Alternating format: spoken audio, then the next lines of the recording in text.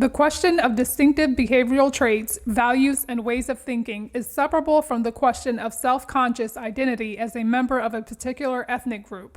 Questions about how people behave and the values that they have can be separated from the group that they identify with. And what this means is that certain people, they have behaviors and they have certain values that are completely different from the group that they identify with. And on the other hand, you could have people who act like people from other groups and they share the same values as people from other groups, but they don't necessarily identify themselves with those other groups. One may repudiate one's roots and still exhibit them unwittingly. A person may dislike a group that they come from or a group that they've left, but they still unknowingly do the things that that group does. The conversos, 15th century Spanish converts to Christianity from Judaism, in many cases promoted anti-Semitic policies, but nevertheless worked in the same kinds of occupations and with the same kinds of success as when they had been Jews. Many overseas Chinese in Southeast Asia who consider themselves patriotic Thais or Burmese nevertheless maintained work habits and values that were distinctively Chinese. Sometimes when people leave groups, it may be more advantageous to keep some of those habits and cultural practices that are proven to be beneficial to them. And so just because people leave a group or a person leaves a group, it doesn't necessarily mean that they have to give up every single thing that came from the past group.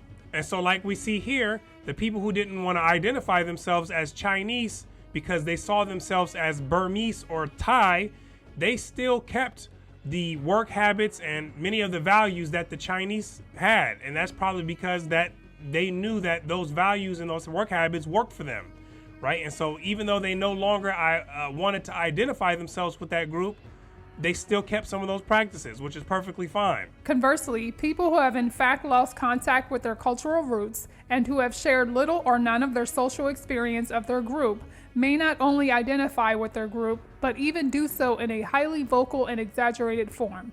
People who have had no actual experience of what it's like to live with the group that they identify with, eat the food, speak the language, and they lack other shared social experiences that make people in a group relate to each other, these are the ones who are the loudest, and they're loud in an exaggerated form. And so let's go ahead and get some more.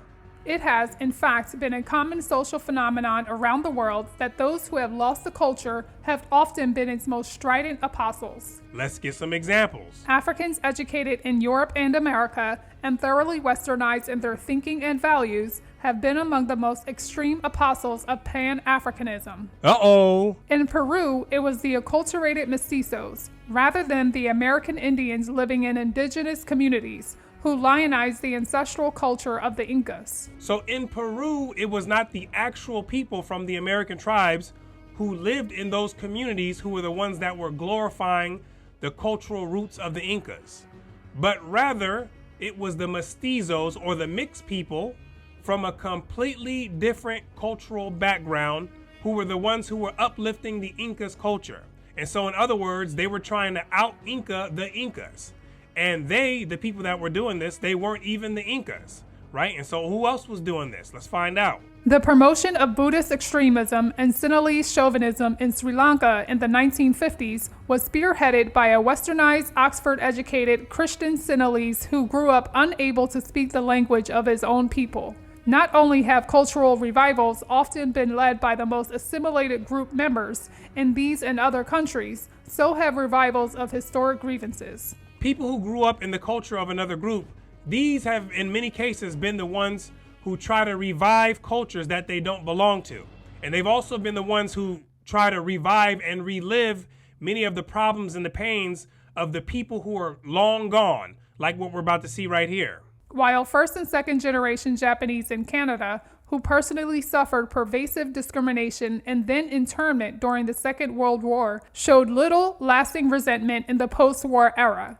The third generation became very emotionally involved in these events that they did not experience. Among their many laments about the older generation was this: why didn't they tell us what it was like to be a dirty Jap in Canada during the Second World War? The people who didn't experience the discrimination and the persecution, these were the ones who were more emotionally attached to the situation than the people who it actually happened to, right? And so this is similar to the people who identify themselves here in America as black, what they keep doing is they keep taking their present day self, and then they keep time traveling back into the past, and in their imagination they see themselves as the victims of slavery, right? And you can see it when some of them talk, right? And they say things like, we were sold into slavery, or when we were sold into slavery, or we were stripped of our identity and culture.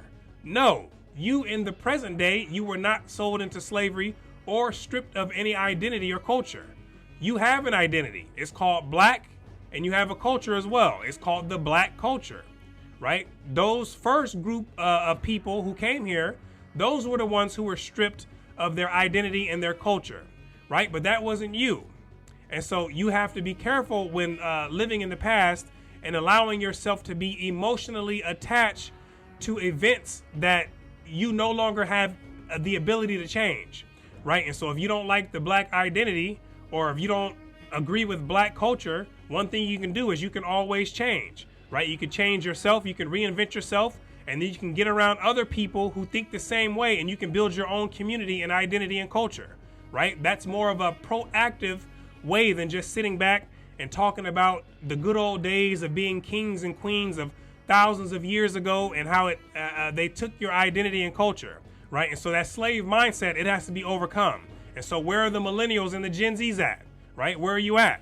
You're going to be the ones who have to step up to the plate, right? And do something about it, right? And because all that crying and complaining, right? Nobody wants to hear about that stuff anymore, right? In today's time, right? Let's do something about it. Exaggerated cultural identity is more than a foible. Imagining that you have a culture that's better than what it really is more than a foible, or more than a minor flaw in behavior or character. And so why is that? When you exaggerate your culture so much and you start to believe that it's a 10 out of 10, then what you do is you put yourself in a predicament where you have no room left to grow, right? Why? That's because you've got it all, right? You've got it figured out. You've already got everything taken care of, and you don't think that you need to do any changing, right? And you don't think that you can learn anything from other cultures and other people, right? And you start to think that everyone wants to be like you, and that everyone wants to do the same thing that you do. And essentially what happens is you get full of yourself, and then you get in your own way. And so this is typically done by the groups that are lagging behind and in the pit, is because exaggerating their culture, it affords them the opportunity to not face the fact that they're lagging behind and that they have to make changes. And so what I'm telling you right now is that you have to make changes, right? There's no way out of this. There's no way out of it, right? If you have a culture and you have habits that have you at the bottom of society and in the pit, then you have to become humble, right? And you have to face reality, and then you have to make changes. And also the part that you have to understand clearly is that you can do it, right? And I have no doubt in my mind whatsoever that you can do it, right? But you have to be willing. Among its more serious social consequences are 1, putting a dangerous leverage in the hands of extremist fringes within each group, and 2, stifling the cultural advancement of lagging groups by sealing them off from the cultural advantages of the larger society around them. The long-run cost of exaggerated identity can be especially high to groups lagging behind their contemporaries in education, income, and all the social consequences that flow from these. And this is the price that will be paid for thinking that you're all that in a bag of chips, but you're in the group that's lagging behind. And so how much sense does this make, right? It doesn't add up. And so there are cultural practices and personal habits that must be dropped, right, in order to move forward. And so you have to be receptive to the idea of adopting practices and mindsets of other people who do things better in certain areas. And so all people who have achieved something great, they've all had to do this, right? And you have to understand that no group or person is more special than any other group or person, right? And this is no matter how much we want to tell ourselves this, right? Anyone who's been in the pit, they've all had to climb out, and there's no exceptions. Nobody's going to come and pull somebody out of the pit. Nobody gets a free pass. Throughout history, one of the great sources of cultural achievement, both for groups and for nations and even civilizations, has been a borrowing of cultural features from others who happen to be more advanced in given fields at a given time. You see that? When you find people who are more advanced than you in any given area, doesn't it just make sense for you to find out what it is that they know in order for you to become better and do things in a better way than what you've been doing, especially if it hasn't been working? Medieval Jews in Spain copied the science and mathematics developed in the Islamic world, and only later began to make their own original contributions. No shame in their game. The medieval Jews copied the math and science so fast because they knew that they needed it, right? It didn't matter who created it first. But what did matter was that if it worked for the goals of the Spanish Jews, and obviously we can see that it did, which is why they copied it, right? And then they copied it until they understood it well enough to make their own original contributions, of which other groups or other people who come later, they would be able to copy, right? And so this is how it works, right? Ideas grow, technology grows, knowledge grows, cultures grow, and as a person, you must grow, right? And so one way that you can grow is by learning from other people who have grown more in any given area. Western civilization as a whole absorbed both technologies and science from China and the Islamic world, including parts of the Indian subcontinent, as the foundation for its own ascent to world leadership in these fields. How do you think Western civilization was able to get ahead? They saw what other people were doing, and then they said, oh, you've got that good science over there, right? You're good at it. Guess what? I need that. That's mine. Then they looked over here to the other side. Oh, you're good over here at math. We can use this here as something that could be beneficial to our society, right? And so guess what? I need that. And so everyone with any type of sense is taking advantage of borrowing ideas, technology, and information from other people. And this is especially if the other people are more advanced, right? And you have to understand that everyone and everything is part of the infinite, right? And some of these parts of the infinite, they have solutions to the problems that you need to solve, right? And then likewise, you also, being a part of the infinite, you have solutions to a problem that someone else needs to solve in their life. And so we all feed back information to one another all together in this collective consciousness. So understand. In the 20th century, Japan was long known for its cheap and shoddy limitations of European and American products, before it eventually emerged as a world leader, both quantitatively and qualitatively, in developing many products it had once copied. Exaggerated group identity makes copying others akin to treason. In other words, you've sold out, right? You're a traitor. And this is especially true if you're someone who identifies yourself with a group that's in the pit, and a group that's in the pit that has no real intention of trying to get themselves out, right? And when they start seeing you leave the pit and going for a better life for yourself and adopting other customs and seeing the world from a different angle and wanting something better for yourself and for your children, then in their eyes, you've become the enemy, right? People in the pit, they want to keep other peoples in the pit doing the same thing and going around and around in the same circle over and over, right? Because they know themselves that they don't want to make any changes, and they don't want you to make any either. Even groups already speaking a language common to 1 billion of their contemporaries on Earth, English, and encompassing a vast literature in science, philosophy, and other fields, have been urged to abandon that language for an ancestral tongue which most no longer speak, which is spoken nowhere else on the planet, and which has little or no literature. You see that? To know English in today's world, that's a major advantage, right? For a number of reasons.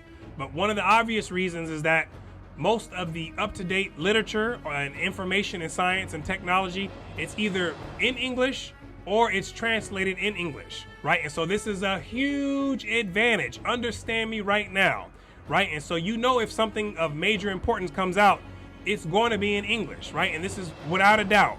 And so what benefit would someone gain by removing their ability to speak English in today's world, right? That's the question, right? And so does this benefit outweigh the benefits of keeping the English language in today's world, right? And in most cases, it does not.